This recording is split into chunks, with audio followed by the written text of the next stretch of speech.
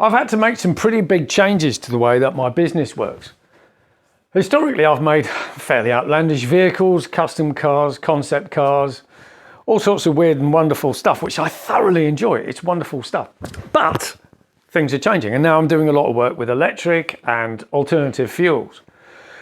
And before I started changing everything my company did, I had a long, hard look at what information there was out there, because there's a lot of confusing information about things like climate change and local pollution and what the effect of electric cars are. Are they cleaner or dirtier than anything else? So much waffle, so much nonsense going around. Now, I'm an engineer, I need to work off data. So tunneling through all these stories, trying to find the actual base data has been quite difficult. I've learned a little bit about climate change, and what I've learned is it's really, really complicated. There's so many millions of different factors all influencing each other that it's a very, very difficult thing to model. General trends can be modeled, but detailed stuff is really difficult. It's like when you're tossing a coin. You know, if you toss a coin 100 times, you'll know you'll get roughly 50 heads, 50 tails. But being able to predict exactly what you'll get on the next toss, that is difficult. That's kind of the difference between climate science and weather forecasting. So I've learned a bit about that, and what I've learned is I don't know very much about it. But what I have found is where the base data is. And this is something I found quite interesting. You look at the actual climate scientists, the actual reports, they're very calm. They outline the data, their findings, their conclusions. Now, conclusions are an interesting one because this is where you try to analyze the data and work out what's causing that. Now, normally when you do that, you then say, well, this would mean that if I do this, that, and the other, I can do an experiment and that will have this result. You can't really do that with a climate. There's only one, and we can't really do very many experiments with it. So we have to do predictions and see whether that works.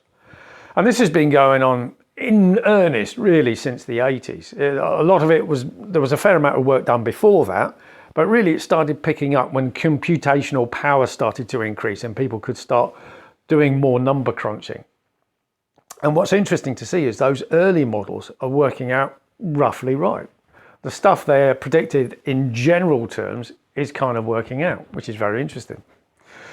Things like CO2, we've known that's a greenhouse gas for hundreds of years. The experiments were done in old-fashioned Victorian laboratories, and people found that if you put sunlight through it, it reflects a load of infrared and things underneath it get slightly hotter. So that's been known about for a long time. The amount we've been putting into the atmosphere, however, that has skyrocketed. Really, in the last few decades, the amount of CO2 we're putting into the atmosphere is phenomenal.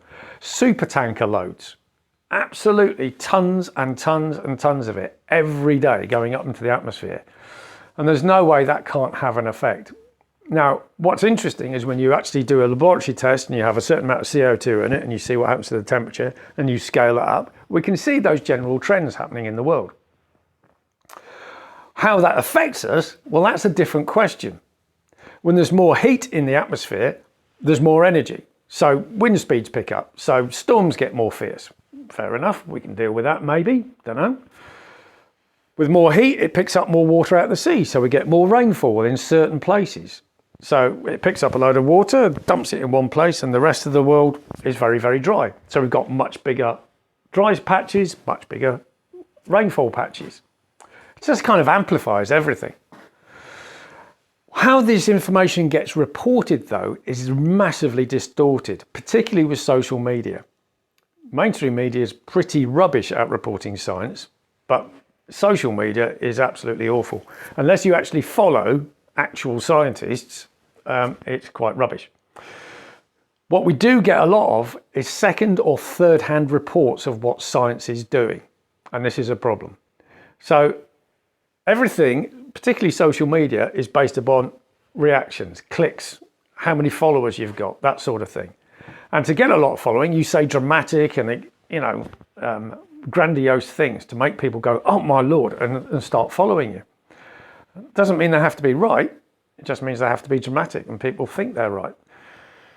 So we're seeing a lot of absolute nonsense talked about it, and a lot of very important scientific stories are getting distorted and twisted.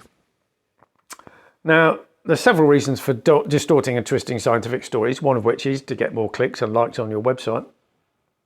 And also there's some vested interests. Obviously the oil industry is absolutely massive. It's mind-boggling, the numbers, when you actually get down to how much oil is drilled out and set fire to, it's just phenomenal. And when we take crude oil, about 80% of it is actually turned into fuels, possibly 90% depending on where you're refining it. The rest of it gets turned into oils, and a lot of oils will then have to be disposed of, although we can recycle a lot of that. And a very small amount of it turns into plastics and other things that we need on an everyday basis. So the oil industry has got a huge vested interest in selling more of its stuff today and tomorrow. Now, no one's got a vested interest in destroying their own future. But the problem is, what do you do today? What do you do tomorrow? And for a big corporation, it's very difficult for it to change. I've noticed that some of the big oil companies have changed their names from oil companies to energy companies. So they're obviously thinking about where they're going to go long term. But why wouldn't I want to invest immediately in a safer future? Well, there's a number of things that cause people to say things that are a bit odd. One of which is not actually understanding the science. Okay, the science is really complicated. I've looked into it. I'm not entirely sure either. It's a complicated thing, so it's easy to get confused and believe the wrong narrative. The second thing is denial. There's a lot of big changes coming up, and if you understand those, it's really scary. So if someone else is saying, you don't need to believe in that, it's not happening. Oh, well, I don't need to worry then. That's an easier thing to believe in. And there's a lot of that going on all around the world. Comforting lies are always more popular than unpleasant truths.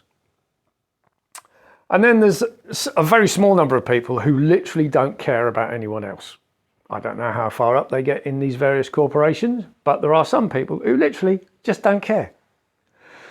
But the majority of people are just trying to do their best and get very confusing reports from different areas. And we're all trying to muddle through as best we can. So having dug down through that and got a fair idea what's going on, what I've found is that there's lots of different studies on what's going on with the climate using different bits of data. Some people have studied ice cores, some people have studied fossil records, some people have modelled things with trees and all sorts of weird and wonderful stuff. There's loads of different people, all are tackling it from different places. And one of the things you have to understand about science is all scientists are trying to prove that the other scientists are wrong. The greatest accolade a scientist can get is a Nobel Prize for proving everyone else was wrong. And they've come up with something brilliant and new. So it's not like all scientists just agree because it's easier. All scientists are actually fighting each other to try and prove that they're better than all the rest of them. So there's a huge number of different studies. I mean, literally thousands of different studies tackling this data from different points of view, using different data sources. There's some anomalies, sure, there's bound to be. It's a complicated thing. And we don't understand everything yet by a long chalk. But the amount of consensus, the amount of people agreeing, yeah, that's what's going on, is phenomenal, despite what you may have seen in the press.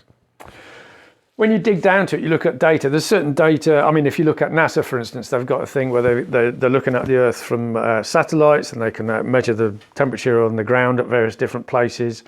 They've got an immense data pool. You can actually upload their raw data and analyze it yourself if you've got the knowledge and the ability to do so. So there's a huge number of different places all getting this data together, and we can see that something's happening. The rate of change is really steep. Now, you might have seen some people saying, well, you know, carbon was much higher in years gone by. And it was. During the time of the dinosaurs, at one point it was 6%, which is massively more than it is now. And there were huge trees and massive dinosaurs and all the rest of it. And all the carbon that was about then got locked into the fossil fuels we're now digging out of the ground. So why can't we live with higher carbon levels? Well, the difference is whenever the amount of carbon's changed in the atmosphere on this planet over millions and billions of years, is all the wildlife has had a long time to evolve and adapt to that change. Millions of years in many cases. So whenever there's been a big change, there's been a long time to adapt to it. What we're seeing now is this change is happening within a few hundred years. Not millions of years, a few hundred years. And that's faster than animals and plants can adapt and evolve out of this problem.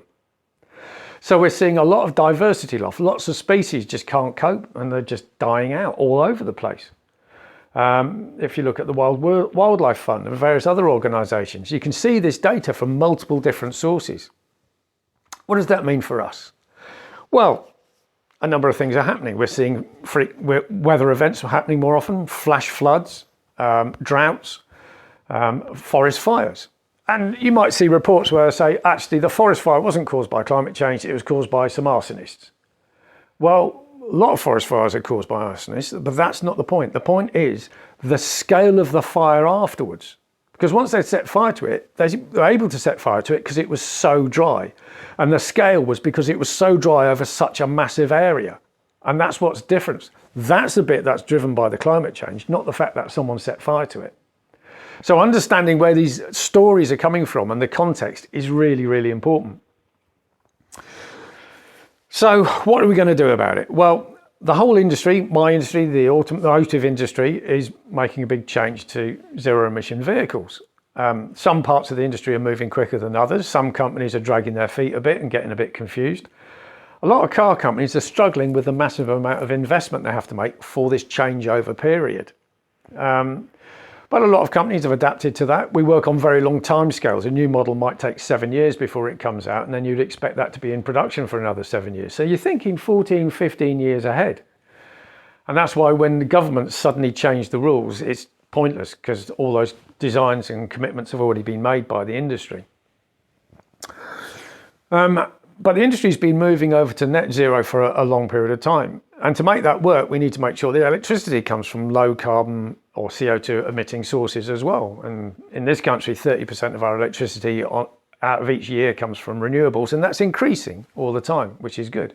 We're putting a lot of storage systems into the grid. So having large battery storage in the grid or hydro storage means that whenever the sun's shining or the wind's blowing, we can generate electricity and store it for later.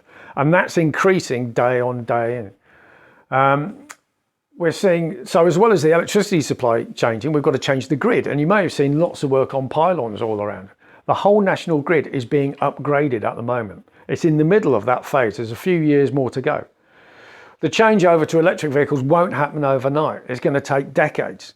And so it's not going to be suddenly the case that the grid can't cope today. It's the grid moves forward, the infrastructure moves forward, the number of EVs moves forward. And we do what we always do in this country, which is muddle through. So things are changing, our industry is changing. It also means things like what we do with old vehicles, we have to think about. The amount of carbon emitted during the manufacture of the vehicle is a tiny proportion of the carbon emitted by driving it along for 200,000 miles or so. And that's something that's changed a huge amount. If you go back to the 70s, the amount of CO2 emitted by making a car was huge. I remember when I first started in this industry over 35 years ago, going to car factories, which were big metal buildings, single skinned steel, single glazed windows, some of which were broken, and massive heater units, blasting heat in there during the winter, and it was all escaping. The paint shop, the welding shop, all these different processes were just wasting huge amount of energy back then. That's changed a lot. All through the 90s, energy efficiency has improved enormously. And now when a car is made, it uses a fraction of the energy to what we used to do in the 80s and before. What about the raw materials? Well, that's a really good question. And that's a difficult question because raw materials are used for a variety of different things. One of the big things people keep talking about with electric vehicles is cobalt. And a small amount of cobalt is used in the battery. But of course we use cobalt. I've got cobalt drill bits over there. We use cobalt for all sorts of things. A lot of cobalt's used in the ceramics industry. In fact, half of it's used in the ceramics industry.